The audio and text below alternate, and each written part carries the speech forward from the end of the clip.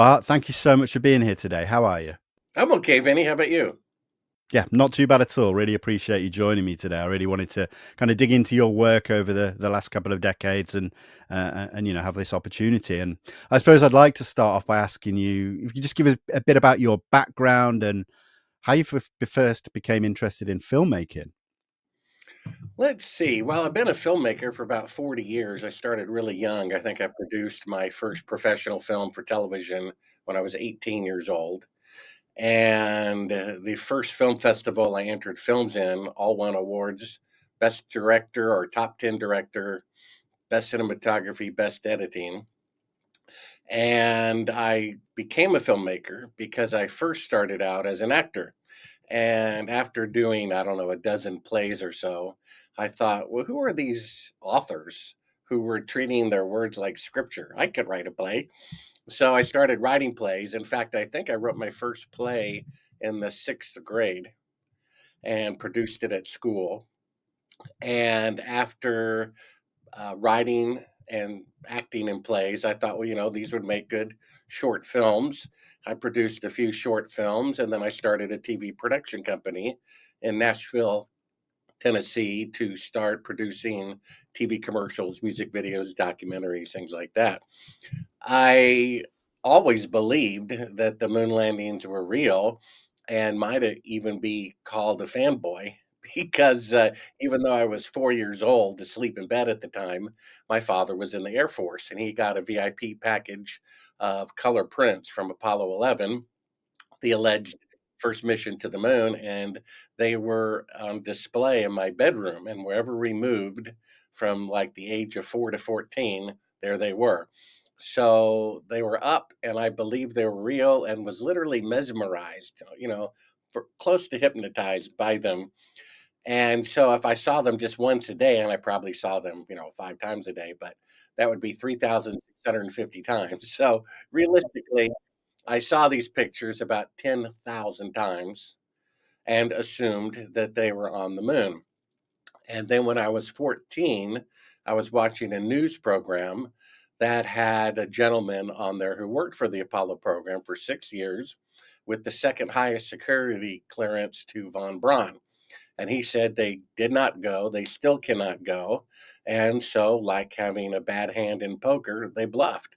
And there's no independent eyewitnesses, no independent press coverage. And according to Eugene Krantz, the flight director, a person in the command center can't tell the difference between a quote practice flight and a quote real flight. So, as a filmmaker, my job is to make fake scenes look real. So when I saw that program as a 14-year-old, I went back to my shrine of Apollo pictures and looked at them a little bit more closely. And I'm like, yeah, the soil is one color and the background's a different color. And it appears to be a pretty straight line horizontally left to right. Isn't that interesting? Fast forward 10 years at 24, by then I had become a filmmaker who, again, my job is to make fake scenes look real. I remember shooting one of my films, I think it won Best Editing, and a filmmaker with more experience than me said, Bart, I love the way you used the sunset out the window. And I'm like, wow, that was really a light. I was faking the sun. And so I started looking at those pictures again, and I'm like, these were definitely taken with electrical light. In fact, I can tell you what kind of light because I have them in my closet in the production studio. And as serendipity would have it, when I was editing one day for a client, he was the producer of the show I had seen 10 years earlier as a 14-year-old. And I'm like, who was that guy on your show who said we didn't go to the moon? He put me in touch with them and he suggested I do a film. And I took about 6 months off, paid myself a salary, and started looking into it. The shadows intersecting that should be parallel if they're sunlit, the strange behavior of the astronauts, two of the three don't give interviews. The Soviets were so much more advanced and never put a man on the moon. And it just seemed like there was something off about it. And I've always liked puzzles as a kid. And I have kind of this never give up personality. So I figured if anybody could figure out whether we went to the moon or not, it would be me. And then I thought, well, if they actually did fake it and I start overturning these rocks, could be dangerous. So I turned down the project originally. And it wasn't until I developed a conviction of right and wrong from reading the Bible, and I and it dawned on me, Vinny, that the faking of the moon landing is so much more profound historically than if they had actually gone. Do you see that? Either they went to the moon and came back, even though no nation can do it 50 years later, or the most powerful nation on earth that hypocritically boasts to be the most pure and righteous lied to their citizens, lied to the world, and murdered people to cover it up and embezzled billions of dollars.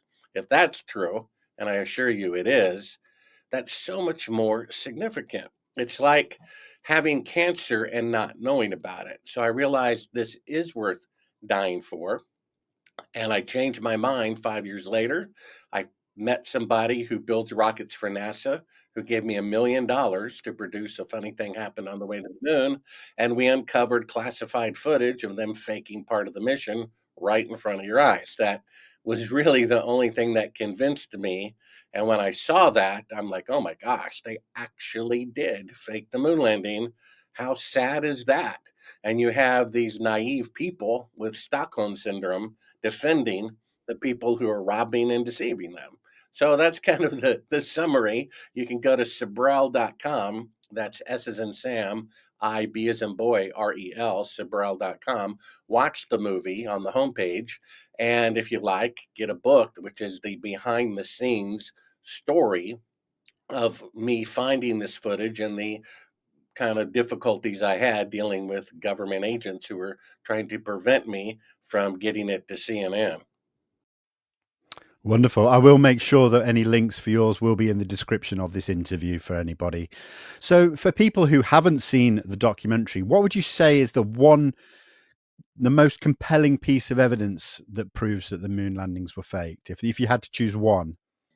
Well, for me, it was the footage we uncovered. You pop in the reel of footage, it says on the screen, do not show to the public. It contains the raw or unedited footage of the crew of Apollo 11, Michael Collins, Edwin Aldrin Jr., and Neil Armstrong, staging part of their mission for nearly an hour in living color, with exceptionally clear behind-the-scenes audio of conversations discussing the techniques used to achieve a disingenuous picture depicting the Earth at a distance, in order to falsely demonstrate their far journey from it and their ability to survive passing through the Van Allen radiation belts.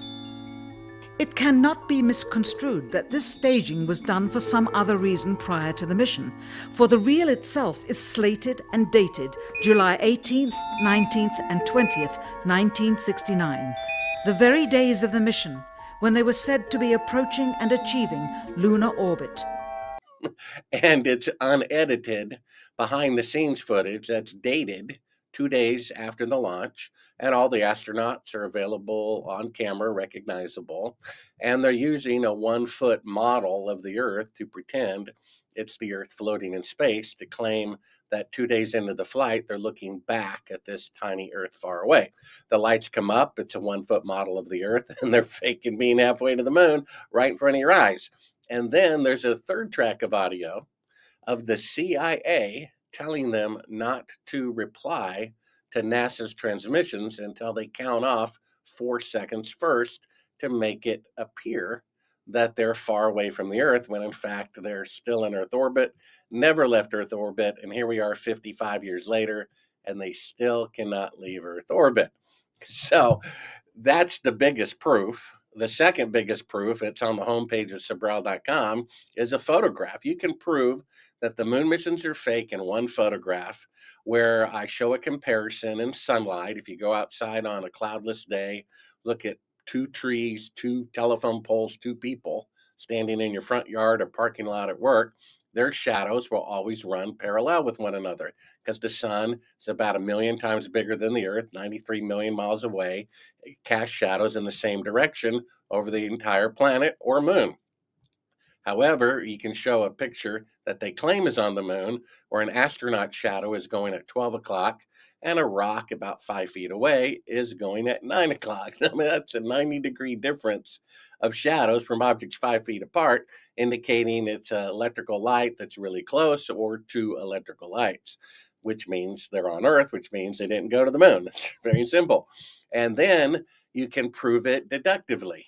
Because today, with 5 decades, better rockets and computers, the farthest that NASA can send an astronaut into space is only 1,000th the distance to the moon.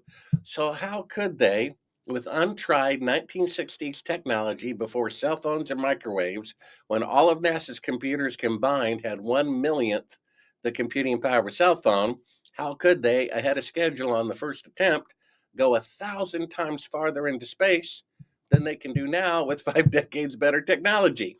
You cannot have better technology in the past and in the future. That proves it, because just 10 years after they blew up the first atomic bomb, 10 years later, atomic bombs were 1,000 times more powerful. Lindbergh flew across the Atlantic in 1927 from America to England. He flew about 3,000 miles. That would be like saying 50 years later, the best airplane can only fly 3 miles with 50 years better technology. It's impossible. There should be bases on the moon. They should have been on Mars 10 years later. We should be in another solar system by now. And yet, now we can only go 1,000th the distance to the moon with people on board. I mean, come on.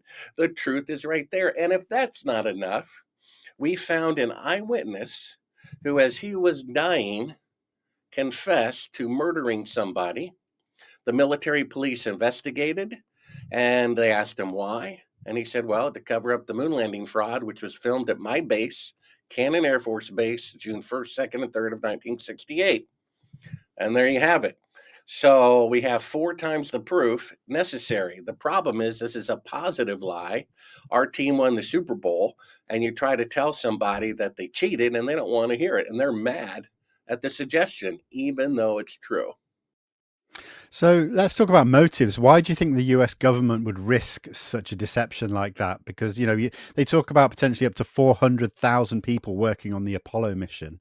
Why risk such a big deception? For what Well, gain? that's a superficial excuse as to why it must be real, because you can't keep a secret from that many people. Well, duh. Do you think the CIA is so stupid to tell the person making the door handle or the boot or the glove of the spacesuit, hey, we're really not going to the moon? Be sure not to tell anybody. If Eugene Krantz, flight director, who I spoke to, says that someone in the command center cannot tell the difference between a practice flight and a quote real flight, how could we, watching it years later or in our living room as a child?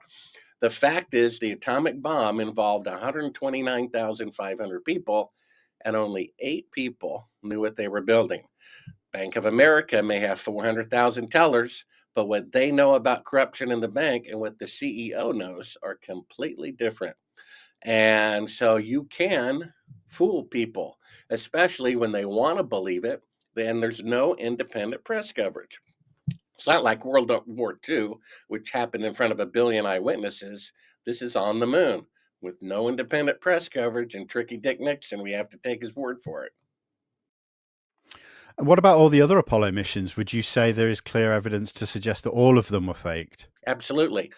We know from von Braun's original calculations that the Saturn V rocket only had enough fuel to attain Earth orbit. He says so in writing. I published this in my book in Sibrel.com. It's in audio, Kindle, or print. He says it's a misconception to think you can go to the moon in one rocket. He says it would take a minimum of 3 rockets if each of the 3 rockets was 800,000 tons and taller than the Empire State Building. The Saturn V rocket was 33 stories tall and only weighed 2,500 tons instead of 800,000. It's a difference of 30,000% times 3 rockets. In fact, Elon Musk just said in order to go to the moon, you have to make 15 fuel trips first. So his rocket is 3 stories taller than the Apollo rocket. So why is it you need 15 fuel trips first? We have Von Braun on camera saying the same thing. The largest rocket we can build only can go into Earth orbit. And there you have it. That's proof right there that they didn't go to the moon. I mean, some of the rebuttals were consist of things like radio operators tracking these rockets to the moon. Well, they were listening in. They had a couple of satellites. One was called the Tetra A satellite, which was specifically launched to simulate transmissions coming from the moon. In fact, they falsely claimed it crashed in the ocean so that it could secretly be up there doing the same thing. They may have landed probes on the moon, which they had done before, to simulate transmissions coming from the moon. I was reading, I think it's in Joshua 9 the other day, and it talks about how God told Israel not to make a peace treaty with the neighboring nations. So one of the neighboring nations knew that, did not want to be destroyed by Israel. So they pretended to be from far away.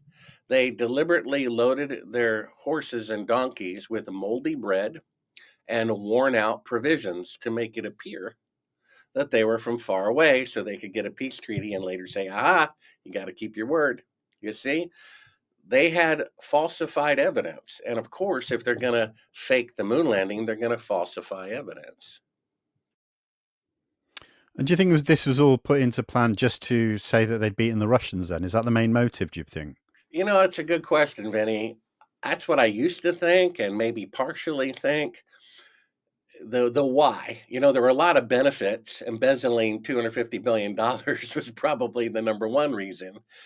The fact is, if a criminal robs a bank and gets 1 million, they're going to rob another and get 2 million. If they get away with that, they're going to rob another and get five, and so forth.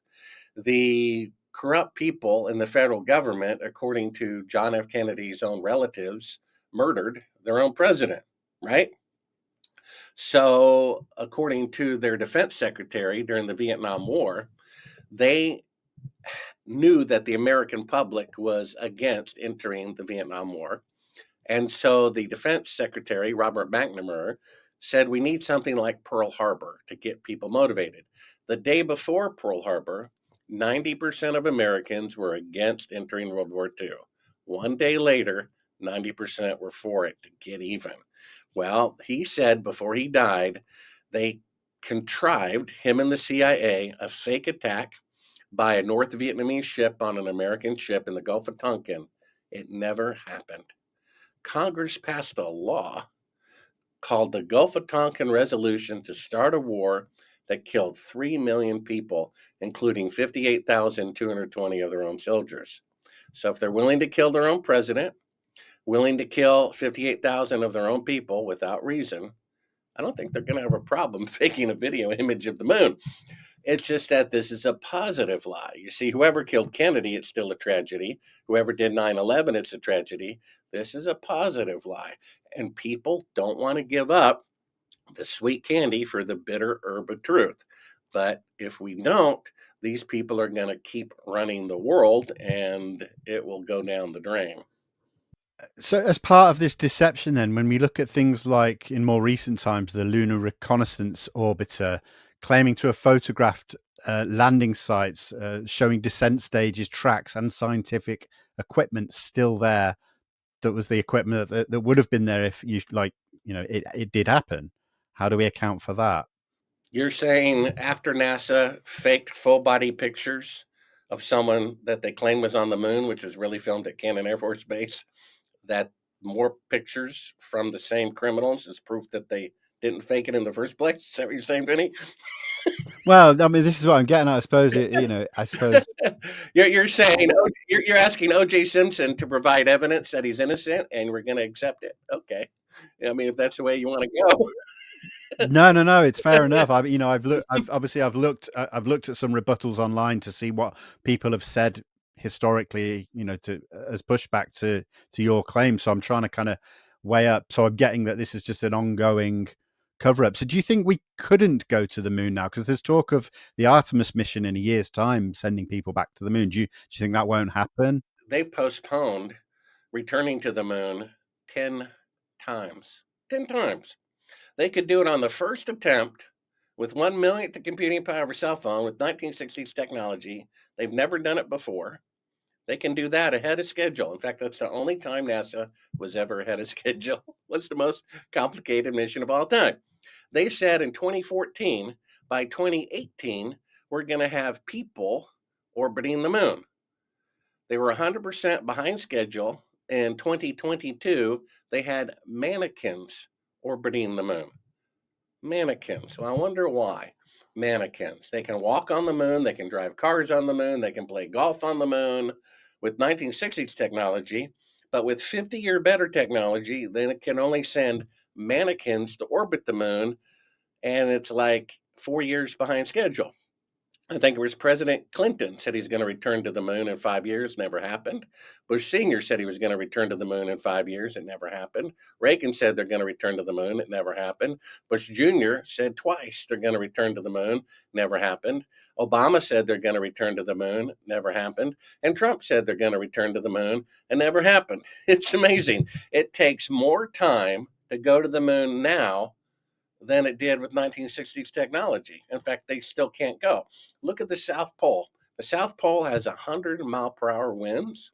It's 100 degrees below zero.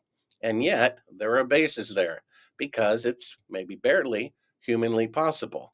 If they could go to the moon on the first attempt with 1 millionth the computing power of a cell phone, there would be bases all over the moon today. But they're not there because they cannot do it. It's as simple as that. They can't even have people orbit the moon. They can't even do that. They said people are going to orbit the moon, and it was 100% behind schedule, and they ended up only being mannequins. Now, my book, Moon Man, is interactive with video clips. Go to Sibrel.com. You can see every clip from the book for free. One of them is a NASA engineer pointing out to the public something they don't know, which is the Earth is surrounded by this highly radioactive field of radiation that is 30,000 miles thick. And every flight, except going to the moon, is well below the safety zone. Except going to the moon, you'd have to go through it. And the guy says the technology to survive going through the radiation has not been invented yet. So, how did they go to the moon exactly? Yeah, I mean, again, looking at rebuttals against the Van Allen radiation belt, it's said that the particle sizes of the radiation wouldn't penetrate a human body, and Well, it's I have not that. multiple articles from Scientific American magazine and von Braun himself saying the exact opposite. So these people are spurious. In fact, most people say it's not dangerous, and the proof is that the Apollo astronauts went through it, right? So von Braun says it's dangerous. Their own engineer says it's dangerous, and that the technology necessary to go through and survive has not been invented yet. It's 100 times a lethal dose, and they don't have the thick lead necessary or water that could theoretically make a spacecraft surrounded by about 3 feet of water, allegedly would work, but they can't lift that off the ground without making multiple fuel trips to a space station first. So I don't know what to say. Technology cannot be better in the past than in the future. And all the Apollo equipment was identical. So if the first mission can't go to the moon, which we know because we have them faking being halfway to the moon, meaning they can't leave Earth orbit, and it's the last mission that has the 90-degree intersecting shadows, then they never went. It's that simple. And after your first film, you went on to personally confront Apollo astronauts in Astronauts Gone Wild. What made you take that approach? I guess from seeing courtroom dramas on TV as a kid, where you swear in the Bible that you're telling the truth. And I thought, well, why not just track down these Apollo astronauts? Keep in mind, my financier is someone who builds rockets for NASA, who knows the moon missions are fake, who thinks it's his patriotic duty to expose it. So we tracked down the astronauts and asked them to swear in the Bible whether they walked on the moon or not, or we put them in a room with a monitor and we showed them the fake footage of them faking being halfway to the moon. And one of them threatens to hit me, one of them does hit me, one of them kicks me from behind, one of them threatens to shoot me. You really like it, don't you? You're the one who said you walked on the moon when you didn't. calling the kettle black, if I ever thought of it. Saying I Will you misrepresented get away myself. from me? You're a coward and a liar and a thief. And in one instance, we accidentally left a hot mic on one of them inside their house with the doors closed. And our camera operator forgot to hit stop recording on the camera in the back seat of the rental car in the astronaut's driveway. And we hear crystal clear him and his son talking about calling the CIA to have me killed. Now, first of all, why would an Apollo astronaut have the CIA in his Rolodex? And secondly, if I'm some silly person who thinks the moon landings were filmed at Cannon Air Force Base, why would the CIA care? Right?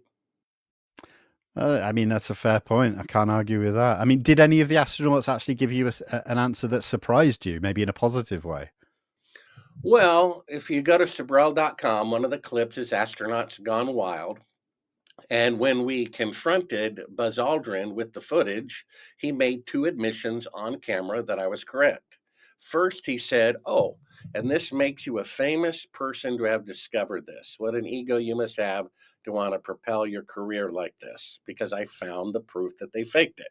In fact, two NBC news directors agreed it proves they did not go to the moon. So, how could I become a famous journalist if I'm wrong? And then he said that him and Neil Armstrong were just passengers. Talk to NASA. Well, passengers orbit the Earth for 8 days. They don't land on the moon because that would be pilots, wouldn't it? So he admitted again. And then thirdly, he said if I showed those two admissions to the public, he would sue me. So he was obviously concerned about those admissions. Of course, you can see it anyway at Sibrel.com. Why do you think so many people resist going against the official narrative that it happened? Oh, that's a good question, Minnie. It's like a religion to people. The crowning achievement of mankind, right, is putting a man on the moon. And Glenn Beck, which is, I think, conservative, and Bill Maher, which I believe is liberal, they both say how great it is and they emphasize it with passion that Americans were first to put on the moon. They both defend the moon landing lie because of the glory of America being first on the moon. In Glenn Beck's mind, I know America has gotten bad, but at least we went to the moon. You know, Tucker Carlson said the idea that the NSA would spy on a president's private phone conversations is as absurd as them faking the moon landing. And he later said, well, they actually did spy on the president's phone conversations. He should have known that 2 years earlier when somebody published a transcript of the president with another world leader. How could you get a transcript of a phone conversation with the president world leader unless there's somebody tapping in on it? And who could do that except the NSA or the CIA? So there you go. It's so obvious. People don't want to go there. They want to hold on to that last little bit of glory. They've made a religion out of it.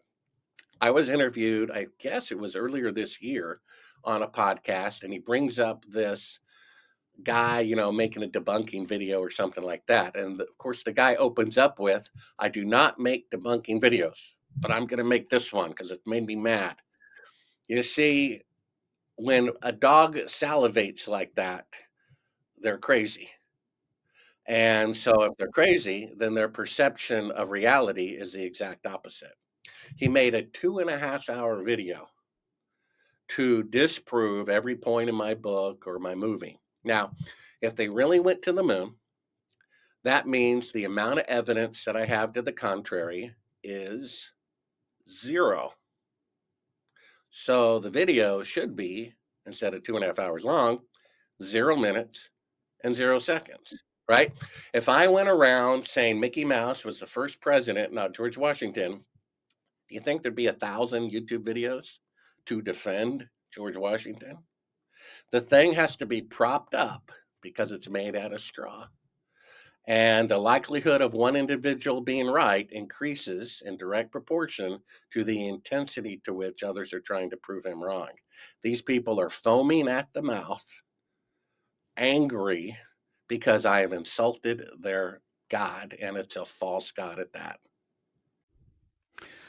How come there's not been any interest from the powers that be, in government, whether, in the Senate or the House of Representatives? Because, I cover the UFO subject, and, we've got people who believe that, it's real, the UFOs are real, and they're pushing back and having hearings and that. Why was this never picked up? Because if all of this evidence that you're displaying in your movies and your books, etc., is so convincing and compelling, why is it still sitting in the background and no one of any kind of with any real power has ever done anything with it? Or have they tried? I mean, correct me if I'm wrong. No, you answered your own question. The reason why they've done nothing is because I'm right. You have to question, why would they hold congressional hearings about UFOs if UFOs were a big secret? You see, Von Braun, the guy who faked the moon landing, said before he died, they're going to fake an alien invasion. They want people to believe in UFOs. The federal government wants people to believe in UFOs. Therefore, I would be suspicious about believing in them. According to the top two UFO researchers, Alan Hynek and Jacques Vallée, they studied UFOs for 40 years independently, came to the same conclusion, which is number one, UFOs are real. Number two, they're not from outer space, they're from Earth. And number three, they're demonic. I just published a book at Sibrel.com about this called Aliens from Planet X that goes into what aliens really are. If they were a secret, the government would never hold a single hearing about it, right? How many hearings in Congress and the Senate have there been about 9/11? Zero. Even though 3,000 architects and engineers have signed a petition risking their livelihoods, saying it's mechanically impossible for a pinhole airplane to go in and out and cause the grid to collapse. All you have to do is look at Oklahoma City bombing photograph. Half the building is blown away. Did it collapse? No, it can't. It's a grid. So, where are the investigations under 9/11? There aren't any because they don't want people to know the truth. Why are there investigations about UFOs? Because they want people to believe in them. Why are there none about the moon landing? Because they did fake the moon landing, you see? Yeah, I suppose my point was more that not necessarily about the hearings on UFOs, but there are people for for looking into it in government. So surely there's got to be someone in government or in a position of authority who has seen evidence presented by yourself or others to suggest that the moon landing was fake, but there's done absolutely nothing with it. It just seems that the whole story is just so in the background, and you'd think that with the amount of overwhelming compelling evidence that it would have come out by now. Why has it been so difficult for it to really take a hold? Because it's a great embarrassment to the United States. The dollar would crash, the stock market would crash. We would be called the Great Satan by Iran all over again. See, those liars, those deceivers. Well, the book of Revelation says the name of Lucifer is Apollyon, right there out in the open, saying that it's a lie. And it would be a great embarrassment. I suspect Trump knows that the moon missions are fake. President Clinton said so in his book, My Life, on page 156. He basically said he now considers the moon landings to have been falsified. And of course, that's after he left office, and he kind of, said it in an indirect way. The problem is it would embarrass America. But if you don't tell the truth about it, then the evil people have won, right?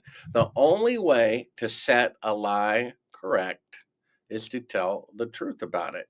And they're afraid. Well, fear always leads you to destruction, right? What was this thing going on for the last 3 years? Why would someone take an aspirin if they didn't have a headache? If you don't take it, you might die. Fear of death. Do you realize the Bible says, I think it's in Hebrews chapter 2, that Lucifer holds mankind in slavery because of their fear of death? Our founding fathers said enough is enough after 5 Americans were killed by the British in Boston. Said that's it. Where is the gumption? Where is the courage? People want to hold on to their mortgage or their house or their boat. I guess less belief in God is less willingness to die for what is right. People need to realize you're going to die anyway. And I admit it, I turned down the project for fear. It took me 5 years and reading the Bible 5 times from cover to cover to change my mind. They did fake the moon landing. That is so important. If the truth does not come out, there's no hope for mankind. The faking of the moon landing is juvenile. Now, had they just faked it and not killed a single person, maybe it's a devious part of me. I kind of admire their ingenuity. When you hear that story, Vinny, about the people who dig from the dry cleaner into the bank on Sunday and take out the gold, but you have no respect for them if they slit the throat of 3 guards who have families and young children. And according to widows of astronauts that I've interviewed, their husband and fathers were murdered by the CIA for not cooperating with the moon landing fraud. Not my opinion, their opinion. So the first document of America is the Declaration of Independence. It says, when any nation becomes destructive of life, liberty, and the pursuit of happiness, it is the right of the people to alter or abolish it. Operation Northwoods, in print, Kennedy administration. His staffs said, this is a great idea. Hear this. We're going to blow up hundreds of Americans and blame it on Cuba. What a great idea. Now, I'm not a lawyer, but I think that is called attempted murder when you plot to kill somebody and yet don't follow through with it. Why didn't those people go to jail? Do you realize it's in writing that our government thinks it's a great idea to murder their own people to achieve its policy goals? And they're still doing it to this day. And they will continue to do it until this comes out. My source, who was at Cannon Air Force Base when they filmed it, he was the chief of security at the Air Force's most secure base, their Special Operations Intelligence Base. That was where it was filmed. He confessed that he murdered somebody to cover it up. He kept a list of 15 people who were allowed in to observe. We published that list in the book. And we have proof of multiple homicides, according to the testimony of eyewitnesses and someone who confessed to killing somebody themselves. Or do we want these people and their apprentices and their ideology to continue? It will, unless we tell the truth about the moon landing fraud. It appears that the president wants to have the American people behind him to clean house, to reform the government. What better tool than to show them they were played for suckers 6 times, to embezzle money and to murder people, to cover it up, to give them this sweet candy of we put a flag on the moon, right? So, have there been any whistleblowers that have come close to divulging, but that have been taken out or decided not to? Has there ever been any inkling of any deathbed confessions or anything like that? Yeah, Buzz Aldrin has 2 or 3 occasions inadvertently said we didn't go to the moon. I have a friend who was at a party with him when he was drunk, and he said, we never went to the moon. By the way, alcohol is pretty close to truth serum. And then we have James Irwin from Apollo 15, who said that he had a born again Christian experience. And he contacted my source back, I think, in August of 1991 and said they need to have a talk about the moon landings being fake. He said, call me at this number 3 days from now. And on that day, he was dead of a heart attack. So he tried to tell the truth. And then there was Ronald Barron, who did a report about the Apollo 1 fire. And as he was on his way to Congress to testify a second time, and his testimony just was blowing people's mind. It was going to stop the Apollo program. He had a fatal accident on the way to testify to Congress. And then there were 4 other backup crews of Apollo astronauts, 4 astronauts who had accidents within a 24-month period among 24 astronauts, right? Now, if there were 24 employees at a McDonald's and 4 of them have fatal accidents within 24 months, I think the homicide police would be staking out the place. So we know of those murders, and there's probably others as well. and it's going to continue. And it's really sad. It just shows you the fallen state of the world, that the world is apparently run by Lucifer. The Bible says that in Luke chapter 4, Lucifer runs the world. You can make Jesus Lord of your life, but until he comes back, Lucifer runs the world. It says so in the Bible. And what's mankind's greatest accomplishment? Putting a man on the moon. What does what's it called? Ancient Aliens say. Ancient Aliens was created to rebut a DNA analysis of humanity's blood. Somebody did a project called the Eve Project, where they took blood samples from every nationality and with the new DNA technology traced it backwards. And they concluded with absolute scientific certainty that every human that ever lived, is alive, or will ever live came from one woman with no evolution before her. She suddenly appeared just like the Bible said. So the atheists scrambled together. They created ancient aliens and they said, well, that's true. Okay. But we weren't made by God. We were put here by aliens from outer space. And in 3.5 years, they never answered the question that a third grader would ask. Okay, if we were made by aliens, then who made the aliens? And I believe it's in Isaiah chapter 14 that says Lucifer wanted to take credit for God's creation. So if aliens are really fallen angels and their leader is Lucifer, what ancient aliens is actually saying is that mankind was made by Lucifer instead of God. The World Economic Forum has 666 in its logo hidden in plain sight. Look at it. An O in world, O in economic, O in forum, and a half circle going through, forming a 666. The logo 666 is in Google. It's in CERN 666. And these are the people who run the world who apparently literally worship Lucifer. I talk about this in my other book called Aliens from Planet X, which traces a fallen angel bloodline to world leaders today. It's at Sibrel.com and audio, Kindle, or print as well. Wow, that's a lot there. But so, I mean, from what you've been saying, it sounds like you don't think this will ever come out, that we'll never find the truth out in a public way. I guess my question would be, what would it take? What would it have to take for this to come out and finally be revealed? It would take a brave person, whether that be the president or someone at the CIA or whoever. People are going to die anyway, and they're either going to be remembered as cowards who held on to their own possessions for a few extra years rather than doing what is right, or a hero. If an Apollo astronaut came forward with only 4 left, they would become my hero again for telling the truth. Enough is enough. We have to admit our mistakes, and the government needs to give amnesty to whoever faked the moon landing, killed Kennedy, did 9/11, or whatever. When the truth is more important. The truth sets you free. Therefore, lies make you a slave. People don't realize we are slaves and we're being told we're in the land of the free, right? How can that be?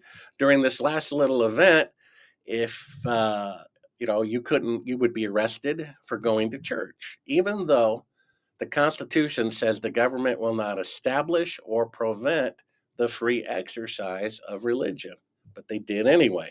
And then the government said, okay, you can go to church now, but you can't sing. Or you can't have a wedding, but now you can have one, but you can't dance. It seems like one group is the master and the other group are slaves. How can one equal human being tell another human being they can't have their wedding or limit the number of people at their child's birthday party? Right? I don't care if 9 out of 10 people are dropping dead. That 10% still needs to buy toilet paper and tuna fish.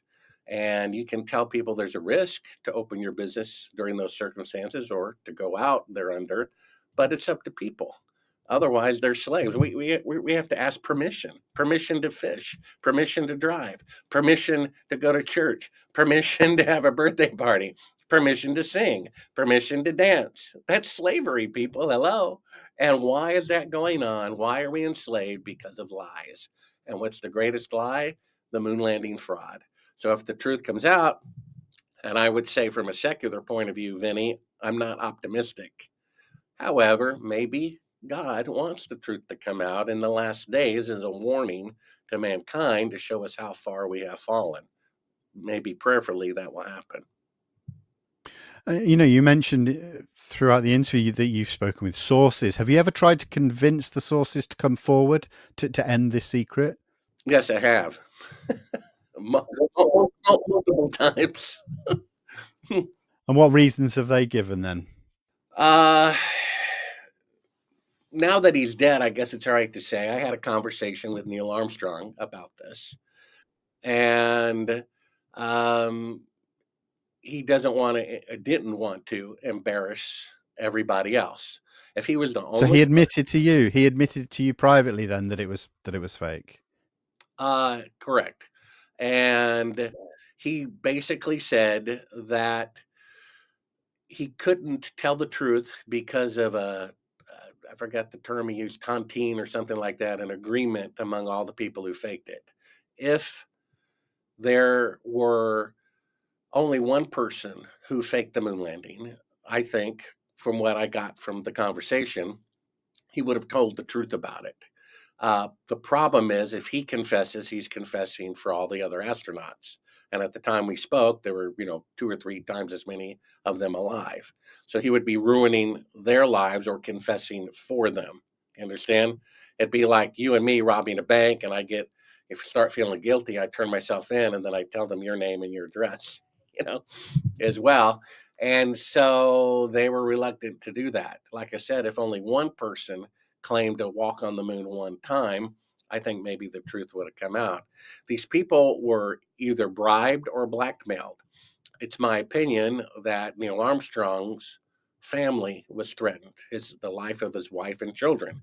My source, right, who was at Cannon Air Force Base as the chief of security, I verified all of these details with his son just a couple of years ago. And just doing that, the government agents arrived at that person's house, his son, and threatened to kill him and his family if he ever spoke to me again.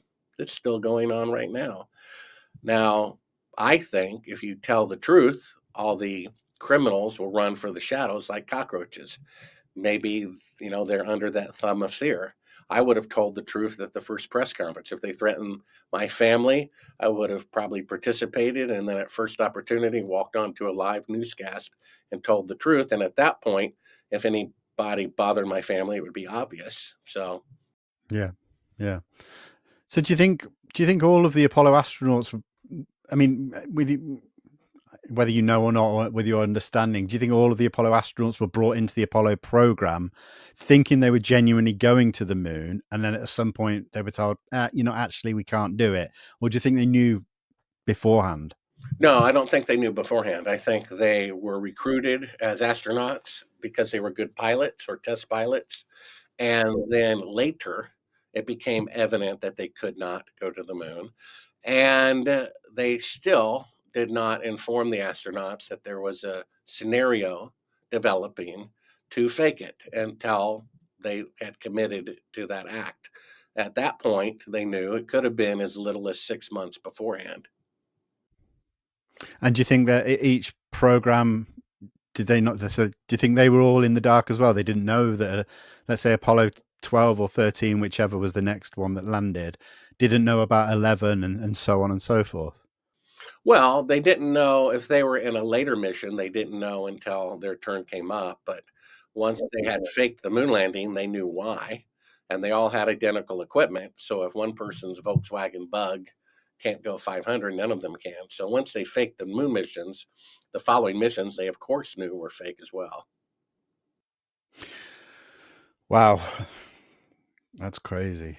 What about the space shuttle program? Do you think? I mean, obviously they didn't go anywhere outside of of the danger zone into the Van Allen radiation belt, but do you think that was all shown to us as it was real? Do you think there was anything about that was deceptive? I don't know. I would say that they can orbit the Earth and they can send probes beyond Earth orbit. I mean, you can X-ray a toaster 1,000 times, it'll still make toast. But if you X-ray a person 1,000 times, you're going to have trouble. So that's the problem with the Van Allen radiation belt. You can send probes through it, but not people. The space shuttle orbits the Earth at a safe distance, generally about 750 miles below the beginning of the radiation field. There are some suspicious circumstances regarding some space shuttle flights. The idea that it takes 3 days to loop around the Earth before it can mate with the space station seems a bit odd. The Soviets did it years later, and they did it in 12 hours. And NASA's excuse was, how come the Soviets can, go to the space station from Earth 600% faster? NASA said, oh, they have better math than we do. I don't know. I thought 2 + 2 was 4, regardless of what country you're from. So, what are they doing with those extra 2.5 days? They may be going to other space stations, and they may have even pushed a space station out into outer space for some reason to stop an asteroid or comet, and therefore maybe they've faked a few space station appearances or shuttle flights. I don't know. They can't be trusted. The pictures of the unmanned probes from the early 70s from Mars line up with geography in Greenland. I mean, exactly. So they faked the moon landing. They may have faked the Mars probes years later. I would say half of what they do is real, half is fake. And they may send a probe to Jupiter, but what its true reason may be hidden from the public. Wow. Okay. I mean, we talked earlier about, the presidents, many of them have said that they're going to go back to the moon. In a hypothetical scenario, let's say in the next 5 years, we manage to send men men to the moon. Would that change your mind in any way? Or, how would that make you feel? Well, it's possible to go to the moon, and you have to see how they do it. Right now, Elon Musk says, first he said it's going to take 8 fuel trips. Now he's saying 15. And a recent TED talk, they're saying up to 24 fuel trips. So if they, quote, return to the moon and it takes 24 times as much fuel to do so, then they're not returning, are they? They're going the first time. And according to von Braun, once you land on the moon, you have a 50% chance every 24 hours of a catastrophic failure because of micrometeorites that are bombarding the moon nonstop because it has no atmosphere. He said you'd have to bring a lead shelter or go into a cave. So they haven't done that either. And then they have to protect the astronauts from radiation. Why is it Apollo astronauts can allegedly drive cars and play golf on the moon, but today they can only send mannequins to orbit the moon? Why mannequins? Well, because they would die from the radiation. When I asked NASA for the radiation readings, they told me it was a military secret. Why would an element of nature, like the temperature of the sun or how much helium is in Jupiter's atmosphere, why would nature be a military secret? But according to NASA, the amount of radiation in that radiation field that they'd have to go through to the moon, they wouldn't tell me. They said I'd have to file the Freedom of Information Act because it's a military secret. So I don't know why the temperature outside would be a military secret unless, of course, the radiation reading would prove it's impossible to go to the moon, which their own astronauts or engineers said so. The technology necessary to go through the radiation and survive has not been invented yet. So that's why there's mannequins orbiting the moon, because people, if they did so, they would die. You mentioned there Elon Musk, and Elon Musk has always been very open, and he's spoken a lot about attempting to go to Mars, and I think he said on many times that he believes that there'll be people on Mars in his lifetime, and the moon will be used as kind of the launch space rather than directly from Earth. Why would he say all of those kind of things if it seems that we're so maybe hundreds of years away from something like that? Well, he's making a lot of money off of it, and he is a visionary. But the fact is, he's not biting the hand that feeds him. He said in his own way that the moon missions are fake. He said it's going to take 15 fuel trips to go to the moon. They only used 1 fuel trip, with Apollo, so that's a contradiction. He said that the Apollo technology is an anomaly, an historic anomaly, out of place, that for some strange reason there's better technology in the past than in the future. So he's hinted at it, but he's not going to bite the hand that feed him. I had a friend whose YouTube revenue, which was a substantial amount of money, he was basically providing for his family $5,000 a month, paying the mortgage and medical insurance or whatever. He criticized YouTube. They turned it off.